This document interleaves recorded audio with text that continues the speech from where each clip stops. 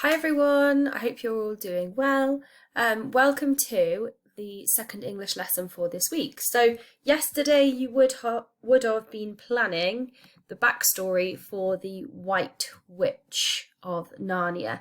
So we went through all of these stages and I showed you what I had written and the decisions that I have made for my story, as well as some ideas for vocabulary that I could use. And hopefully you've done the same and gone and selected some ideas or come up with your own so that you can then go on to write your story today. So we're going to be having a little look at the first and second paragraph that I have written. Now my second paragraph is a lot bigger than my first because the first is sort of an introduction, and then the second is where the story really starts to take off. So I will show you what I've written and we can have a look at some of the features that I've used, and these will be the features that you need to consider when you are writing. Remember, you need to paint a really vivid picture for your reader, and you need to make the story as exciting as possible. So you can use all of these features to do that. So I'll just read through some of the things that you might want to include in your writing to make it a little bit more interesting. So we've got some fronted adverbials, expanded noun phrases for the really descriptive aspect, so when you're doing character descriptions or describing a place, vocabulary, so you should be able to take some vocabulary from the plan that you created. I tried to do that with mine. I did find that when I was writing, some of them didn't really fit what I wanted to say, so I had to edit them, but that's okay. That's what we do in our writing. We can edit it as we go, and you might find the same as well. So complex sentences, so making sure you're using I saw verbs and you're using your features there. So I've also included relative clauses as well to provide a bit more information in this backstory. Make sure you're using the right tense, so has been, have been, have been, so you're thinking about the present perfect and past perfect tense. So make sure you're using the right one, because otherwise your story is going to get a bit confusing with the timings and when things are happening. I'm creating simple and compound sentences, so you might find that a simple I can't talk today. You might find that a simple sentence is more dramatic. So don't feel that you have to add loads and loads of features to make things compound and complex if that one sentence needs to be short because it is so dramatic. So think about how you can use simple sentences and they can be just as effective. So you might want to also use conjunctions, obviously and, because. And don't forget to describe the setting, describe your character, and this can again be done through expanded noun phrases and vocabulary. And last but not least, include some speech, because it would be a very strange story if no one spoke at all. So make sure that you include your speech. You might want to include some conversation, but just make sure that your story isn't one long conversation between some characters, because otherwise you're going to end up somewhere and not know how you got there, or your reader's not even going to know what the setting looks like, but they'll know what the characters are saying. So just be careful when you're thinking about using speech, okay? So I thought I could go along with my highlighter. Apologies if I'm sort of looking down, it's because I've got my text in front of me here. I'm going to go through with my highlighter and have a look and see what I've included with the features, or show you why I've included them, why I've thought that it's important. So you need to give your story a name to begin with. You need to give it a title.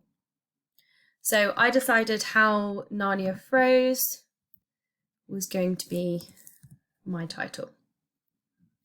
I could have chosen something like The Day Edith Turned Bad, or the Day Edith Became the White Witch, but I thought How Narnia Froze would be appropriate.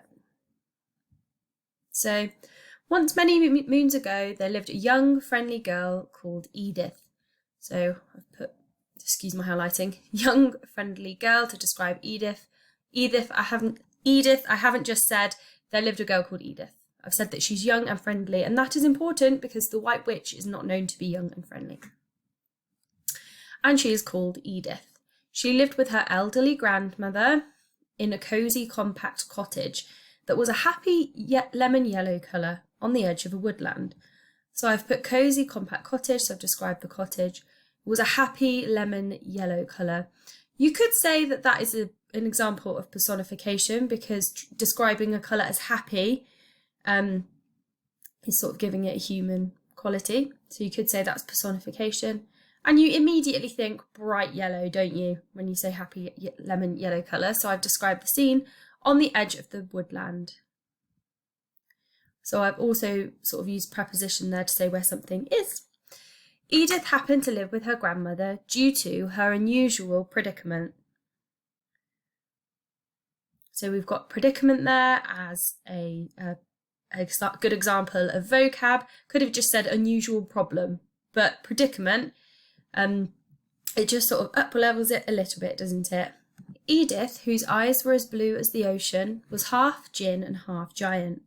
So I've used a relative clause here because I've put whose eyes were as blue as the ocean, but I've also included a simile to give extra meaning.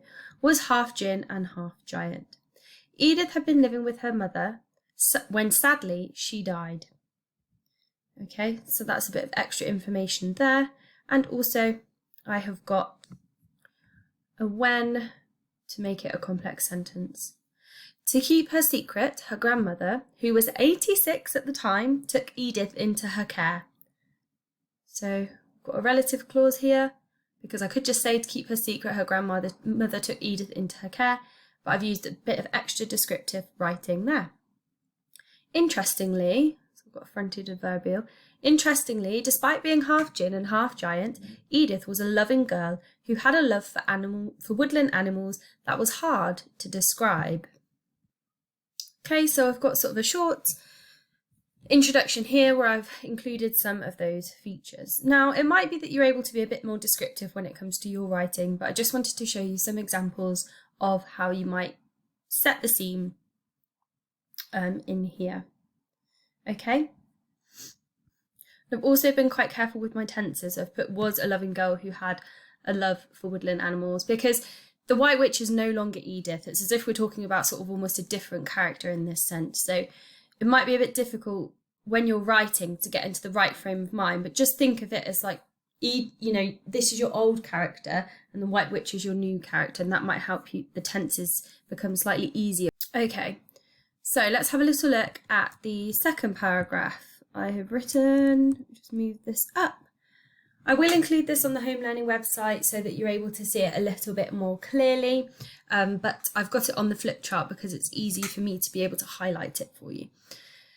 So, when Edith was aged 8, something terrible happened. One night when Edith was sleeping, she awoke to a mysterious noise that sounded suspiciously like a burglar trying to unlock a window. Okay, so I'm just going to get the right highlighter. So I've used when for my I saw wubbubs. I've got a complex sentence here. I've used mysterious and suspiciously. And I've also made a simile here because I've compared the noises to a burglar trying to unlock a window. So I hope you can still see the writing under my highlighting. Even though she did not feel brave, she crept down the rickety stairs to see what was going on. So here I've got a little conjunction to connect she did not feel brave. I could have just said she crept down the rickety stairs to see what was going on, but adding that conjunction means that I can say that she doesn't feel brave as well. So I've got the word rickety here, which is quite a good piece of vocab. It describes the stairs being dishevelled and not working anymore. Peering through the front door window, she saw a strange figure. So I've got quite a strong verb there. Instead of just looking through the front door window or gazing, peering means she's doing it very carefully. Edith ducked behind the dresser and peeked round. So again, ducked and peeked, good use of verbs there.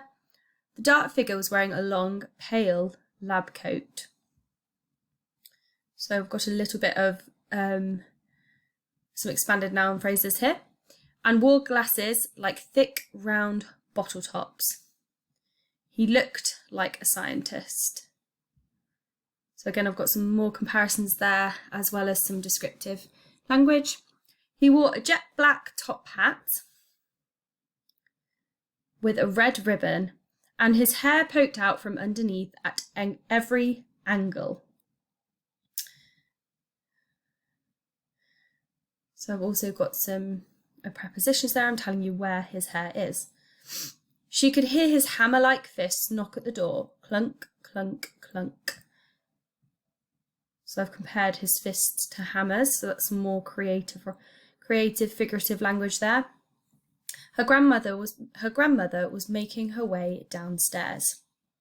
"I'm coming," she groaned as she trudged downstairs in her pink frilly nightgown. So I've got some speech here.